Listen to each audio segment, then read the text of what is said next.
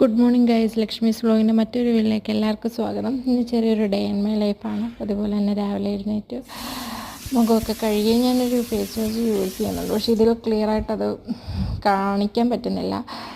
അപ്പോഴത്തേക്കും കട്ടായിപ്പോയി. സെറമുണ്ട്, ന്യൂട്രജനയുടെ തന്നെ face വാഷാണ്. ന്യൂട്രജൻ്റെ serum തന്നെയാണ്, നല്ലതാണ്, നല്ല റിസൾട്ടാണ്.